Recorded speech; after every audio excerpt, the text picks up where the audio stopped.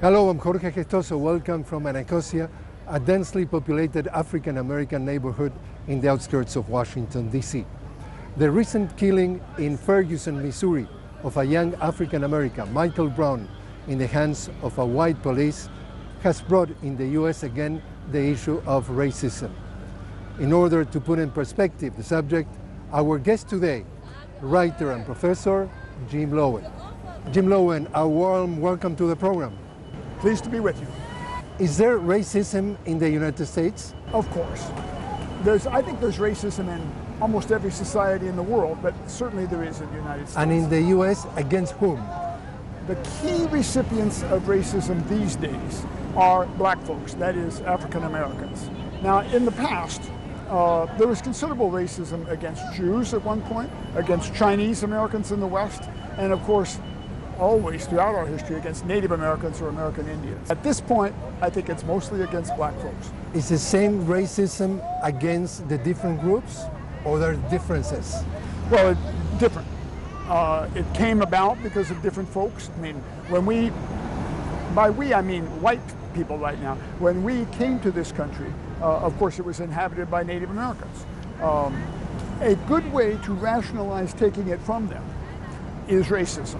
A good way to say, well, they didn't really inhabit it. They kind of roamed. They didn't really settle it. This is all bad history. I mean, of course, they did settle it. They were mostly farmers, in fact. But we pretended, if you will, that they were unsophisticated roamers, hunting and gathering people. So their racism begins right from the beginning of American history. The racism against the African Americans are based on what? That, of course, comes from slavery. And it really comes around, it increasingly comes after 1450. Slavery always went on in the world. There were Europeans enslaving other Europeans, there were Arabs enslaving Europeans, there were Africans enslaving other Africans, Native Americans enslaving other, but around 1450, something new happens. And what it is the Portuguese start sailing around the western coast of Africa, and they've got a tremendous force. They've got ships that can sail against the wind. They've got cannons. All these ideas came from different places. They came from China, from Arabia, and so on. They put them together, and that means that when they come up to a village in Western Africa, they've got a lot of force. So increasingly then, in Europe, slaves came to mean black folks, and black folks came to mean slaves. Now, this caused slavery to become worse. The earlier slavery, the word even comes from Slav, and Slavs, of course, are Europeans. But let's say you're Germans and you've beaten some Slavs in warfare and you've enslaved them. Pretty soon, those Slavs are going to learn German. They already look like you. I mean, white folks kind of look alike. And so pretty soon, their children are going to not be slaves anymore. Not so much with black folks.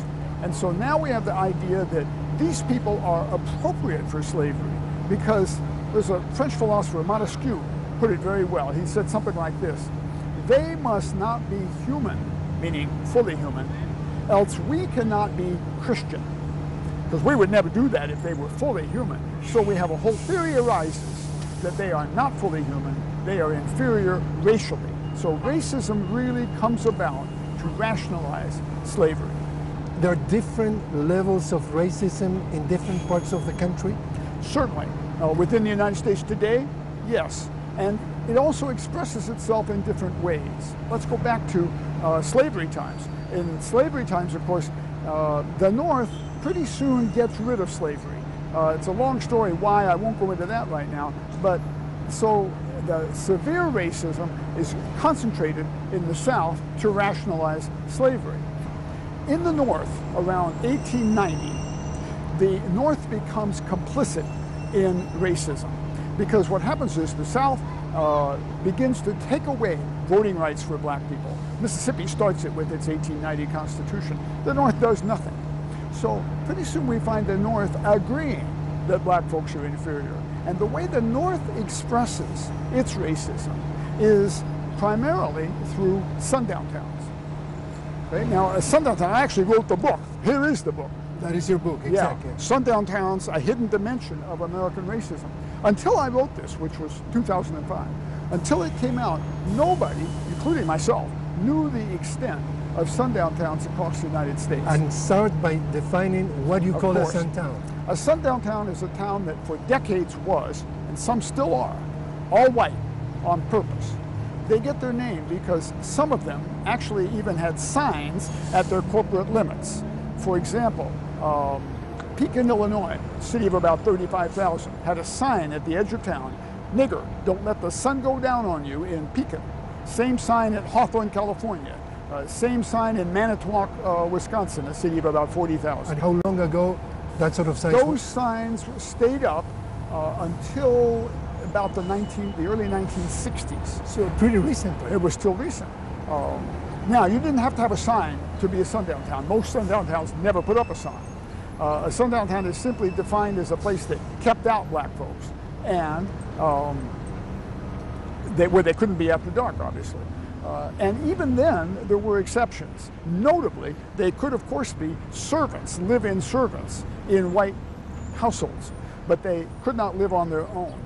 Well, the idea that these things existed was stunning to me. I thought it was astounding that entire towns had this policy, sometimes formally, sometimes informally. So I decided to research it. When I went about researching it, I thought I would find maybe 10 sundown towns in Illinois, my home state, right in the middle of America. I thought I'd find maybe 50 across the country. Not so. I am now at a count of 506 sundown towns in Illinois alone. We're talking today? Well, they're not all sundown today, no. But they reached the height in about 1970, okay? When I was already 30 years old. So, again, pretty recent. I find that 70% of all the towns in Illinois, 70% in Indiana, 70% out in Oregon on the West Coast, were sundown. On the other hand, they're very rare in the South. White Southerners thought, this is stupid. You people don't know how to run race relations. I mean, who's going to be the maid? Who's going to do all the hard work? So they never believed in sundown towns. But the movement swept across the North. And how comfortable or uncomfortable would you be with the word apartheid in order to relate what you mentioned, like sundown towns and the situation of apartheid? Well, it certainly is reminiscent of apartheid. Another parallel we might make, in the early 1930s, as Hitler came to power in Germany, Germany started inventing sundown towns vis-a-vis Jews. And in fact, there were some entire towns that put at their city limits, Juden nicht, and so on, no Jews. Interestingly, Hitler made them take these signs down for the Berlin Olympics of 1936. Los Angeles hosted the Olympics in 1932, and they had these signs in suburbs of Los Angeles. Nobody made them take those signs down. Historically, has been a deliberate intention to marginalize African Americans? Yes, of course. There have been exceptions. The biggest exception was the wonderful Reconstruction period, 1865 to about 1877, and it lasted to some degree until 1890. But then between 1890 and 1940, what sets in, and most people don't know this, not just most people in Latin America, most Americans don't know this in the US, there's an era called the nadir. Nadir means low point, right? It's the opposite of zenith. The nadir of race relations, 1890 to 1940.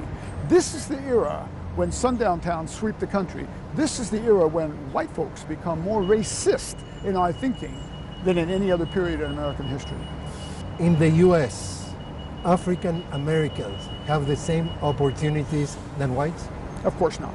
Now, I don't want to overstate it. I mean, we do have a black president, and that's wonderful, and that's significant and important. But it is still true.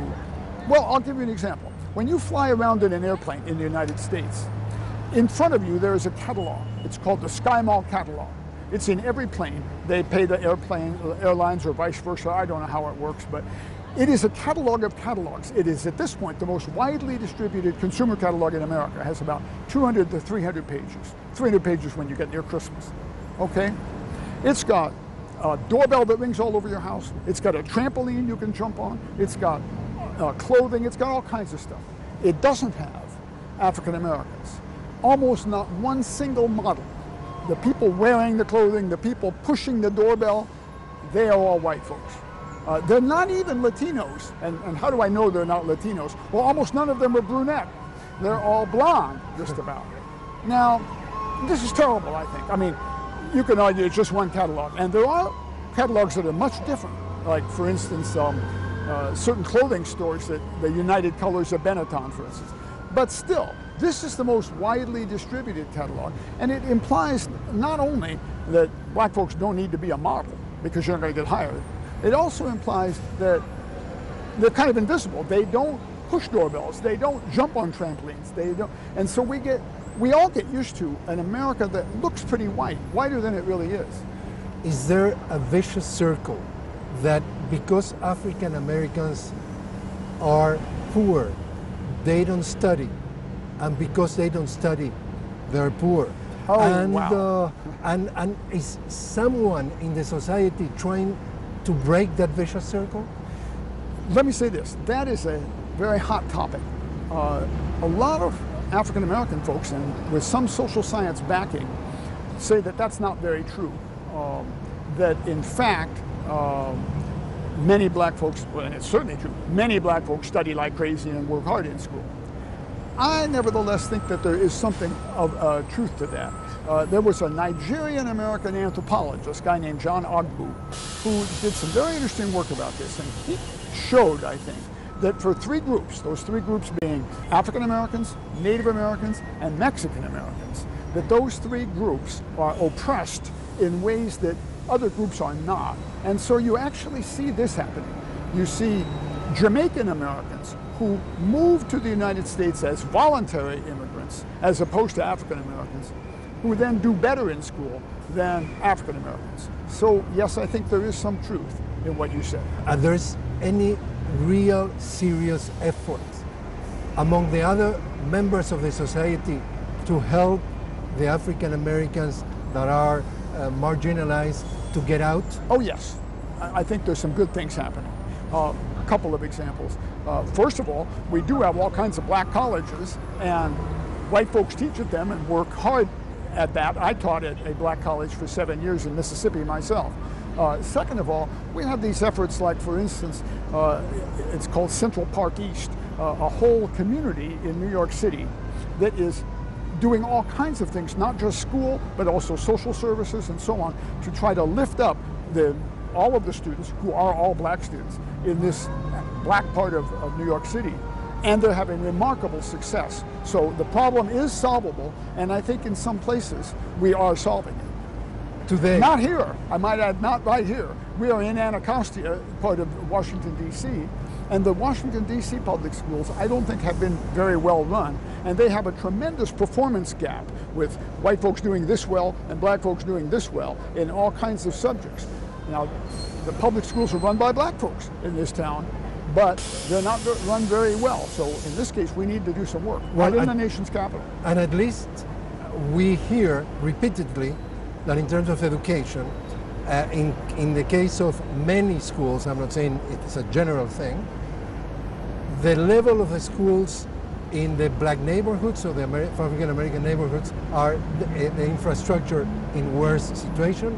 The teachers don't have the same qualifications. The classrooms are much more crowded. So not necessarily the quality of education that we see in some of the neighborhoods, in African American neighborhoods, is the same of the white neighborhoods. Is that what you have here?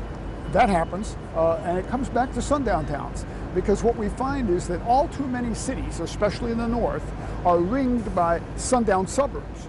And some of these sundown suburbs are quite wealthy, and they spend a lot of money on their school systems. I was just reading this morning, Kenilworth, Illinois, which is the richest suburb of Chicago. That school system that it's a part of pays $22,000 per kid. Chicago is paying $12,000 per kid. That's almost 2 to 1.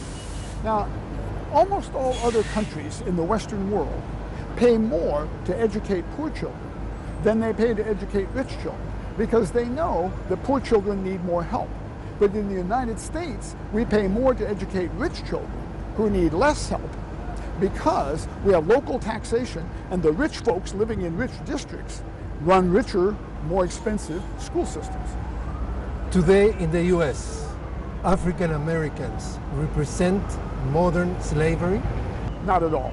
I don't hold for that for a minute. First of all, things are getting better. I mean, I did indicate some ways that things are getting better. But second of all, I think we have to realize that slavery was a distinct and distinctively terrible human situation. I mean, it literally put people into the form of cattle, if you will. That's why it's called chattel slavery. It's the same word as cattle. It hit me upside the head when I realized that a slave does not have control over his own time. I mean, I could walk off this show if I wanted. I can do what I want half an hour from now. A slave literally does not have that kind of control of his life.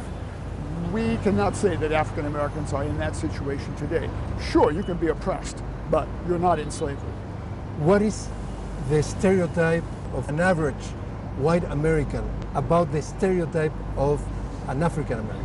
You know, it's an interesting thing. I think white Americans, even very racist white Americans, have more than one African American in their head, and they can call forth a different one depending on the situation. So one stereotype is, of course, the person who got his or her job just because of affirmative action and is really not very capable and is just doing a bad job in a bureaucracy. But then another one might be for the person who's been in the armed forces. You know, I had a black sergeant, and he was really smart. He did a great job. So I think that black folks are capable. And you call forth the stereotype that you need to deal with the situation that you're in. In the U.S., is there segregation? Is there, as you mentioned in your book, sundown towns? There still are sundown towns, yes. Let me exemplify the problem. Calhoun County is a whole sundown county in Illinois, not very far from Ferguson, Missouri. It's about 40 miles north of Ferguson, okay? When I was in Calhoun County last, it had voted for Obama 52-47% in the first time up Obama won. Exactly the same percentage that the country did. And yet black folks could not live in that county. There's not a single black family in the county, and white folks told me that was advisable because they might have difficulties if they moved in. So we have the amazing phenomenon that an entire county doesn't allow black folks to live in it and yet votes for a black president. It's a great country, full of contradictions. You were mentioning Ferguson, Missouri. Recently, 2 young African Americans were killed by a white police. What is your reading of what happened in Ferguson? Ferguson did what it could to become a sundown suburb, I think. It never accomplished it. There was a small black community in one little part of Ferguson throughout. But between 1940 and 1960, Ferguson grew more and more and more white, precisely at a time when the St. Louis metropolitan area was becoming more and more and more black. That's interesting. How did they accomplish this? Well, they did 3 things. One, they actually put a chain across the road that connects Ferguson to the little black suburb just to its west, Kinloch, Missouri. That didn't keep people from Kinloch from being able to drive in. You could drive to the next street maybe, but it signaled to them, we don't want you in particular, and we don't want black folks in general. The second thing they did is DWB. This means driving while black, or racial profiling. And the city police of Ferguson, I think, have been guilty of that right up to the present moment. And so Ferguson has what we call second-generation sundown town problems. It's not a sundown town at all now. My gosh, it's almost 70% black. But it has the leftover problem of an overwhelmingly white police force. That's not even competent. And the first thing you need to know if you have a disturbance is, are they white? Are they black? If they're white folks, you send white cops. If they're black folks, you send black cops, or you send interracial force. They can't do that because they have only 3 blacks out of 60 or 50 or 60 people. Are African Americans treated equally by police as the white people? I don't think so.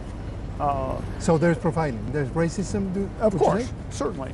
I think that the police force had as an item on its agenda up until 1970 that black folks don't even really belong in Ferguson. That's not on the agenda anymore. Obviously, black folks belong in Ferguson. They will never leave Ferguson. They are 70% of the population. I look forward, however, to change in Ferguson. I think social change is going to happen rapidly. I think at the next local election, African Americans are going to turn out, and I think they're going to vote in some new people who are either going to be black or they're going to be in sympathy with African Americans, and they're going to run a different kind of police force. Why there is such high percentage of the prison population African Americans? Because what happens in a sundown suburb after it stops being sundown is a fascinating phenomenon. This happened in Ferguson around 1970. Ferguson had maybe 38 black folks in 1940. Had a black population, very small, but 38. By 1960, even with black folks pouring into the St. Louis area, that 38 had dwindled down to 15. But then, between 1960 and 1970, it proved impossible to keep them out. So by 1970, it was 165 black folks. Well, imagine you, the viewer, are a white resident of Ferguson. You've been taught all your life that black folks are inferior, that they are more likely to commit crime, that they need to be kept out. And now suddenly, there's 165 black folks in town, and the number's going to go up, you know that. Might even be one on your block. What are you going to do? Well, there's great ideological pressure on you to move. So you move to a farther out suburb that is still a sundown suburb, still all white on purpose. Okay? So that's why it flipped so quickly and became 70% black. Now, I think the white folks who still live in Ferguson are probably pretty used to black folks. I don't think the problem comes from them. I think it comes from the leftover policies, if you will, of the police force. How just would you say that is the U.S. justice regarding African Americans? We've still got lots of problems in that regard. Meaning? Well, I think the Brown case is a good example. I suspect that he was actually a jerk. I hate to speak badly of the dead, but that videotape of him in the store is damning. On the other hand, that had nothing to do with his stop. That had nothing to do with the police action. They didn't even know about that. He basically got shot dead for the crime of jaywalking. Well, I'm well known for jaywalking. I do it all the time. And I have no, I'm worried about police. If I see a policeman, I don't jaywalk. But nevertheless, I don't think they're going to shoot me dead for the crime of jaywalking. And that's partly because I'm white. In terms of corporate America, still is a WASPy society? There are quite a few exceptions. There are actually some major companies where the CEO is now black. Of course, that's true of things like BET, Black Entertainment Television. That's a black company. But it's also true, I think, of American Express, of some major corporations. So I think we're actually beginning to see some change in that regard. As you can maybe gather, I'm not a pessimist about race relations. I would call myself a realist. Estimates show that by the year 2050, if you add up the Hispanic population plus the black population plus the Asian population, it's going to become the largest majority, and whites are going to become a minority in their own country, if you want. Is that going to change, in a way, something that the treatment or the perception of the African Americans? Absolutely. I think it's already having that effect. I mean, how did we get a black president? It wasn't from white votes. White folks, a lot of white folks voted for President Obama. I already mentioned the Sundown County that voted for him, and those were only whites. Nationally, however, Obama got maybe something like 42% of the white vote. That's quite a bit, but it's not a majority. He got elected because of Latino votes, Hispanic votes, and black votes, and to some extent Asian American votes too. This is already changing our politics. The Republican Party, to my very great sorrow, in about 1964, completed a flip-flop. They had been the party of good race relations in the 19th century. But in 1964, they became a white supremacist party, unofficially, of course, but they definitely became it. Well, within the next 5 years, I think they're going to make some significant changes in that regard. And I look forward to it because it's bad for our country to have a major political party identified with a racial policy like that. How do you see the future of racism in the U.S.? I think we're getting better. I think I'm looking forward to the advances that are going to come. Things are clearly better than, I spent time in Mississippi in the 1960s. Just to give you an idea, if I drove my car with a black person in the front seat, I would get stopped. and ticketed for that offense. It wouldn't be called that, but it would be clear that's why I was being ticketed. That no longer happens anywhere in America. So we have made impressive progress. We're going to be making some more. Jim Loewen, thanks very much. I'm pleased to be here. Good time. Thank you. All right.